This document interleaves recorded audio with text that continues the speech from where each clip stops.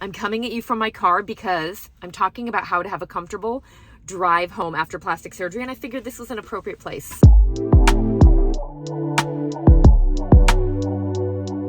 So, a few things are going to ensure you have a great drive home after surgery. First off, you want to make sure that before your nurse takes out your IV, ask for a little bit extra anti-nausea medicine. They may not be able to because maybe they've already given you some, but you just want to kind of make sure you're up to date on that, and you have all of the tools you can possibly have kind of coursing through your body to make sure that you're going to have a not nauseous ride home from surgery, okay? You also want to make sure that you, whether you're having a facelift or any body work done, you want to lay down some towels in the front seat or wherever you plan on sitting during the ride home. I definitely recommend, if you can, being in the front seat, just because it's kind of the safest, and it's looking out the front door or closing your eyes is kind of in that front seat is the best way also to not get nauseous. Another thing, I was going to look for my phone, but I'm talking on my phone. So Another really important thing, sometimes I have patients and they're kind of have anesthesia on board, and so they're not quite their self, and they get in the car and they kind of want to check in on their phone, or they want to text their mom or text their husband or text their best friend and tell them it's over and that everything went great.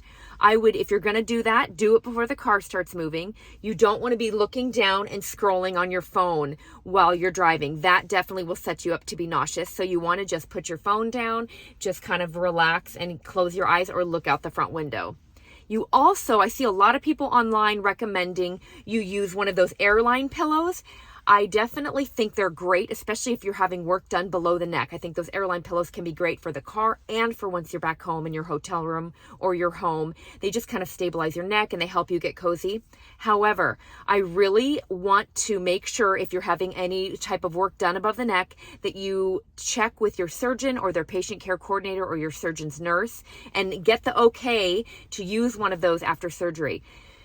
Every surgeon does things very different, and some surgeons have you in kind of a compression wrap, and they have you in the amount of compression they want you in. They don't want you to have extra pressure on top of that. Sometimes you have drains in the back. Sometimes they've done a lot of extensive work here, and they want to make sure there's adequate blood flow. They don't want pressure on that area. So you definitely want to check with them. If they say to go for it, go for it. But that is definitely something to be mindful of. What else? Oh, of course. Okay, you don't want to chug a lot of water. If you have had general anesthesia, your throat is going to be a little sore. You're going to be super thirsty, and so you're going to want to chug water. You want to make sure you don't do that. Small sips when you're driving is fine, even if cold water is best. If your person can make sure they have some, an ice water, but I would just do small sips. Even a bubbly clear soda would be good. Small sips are always best.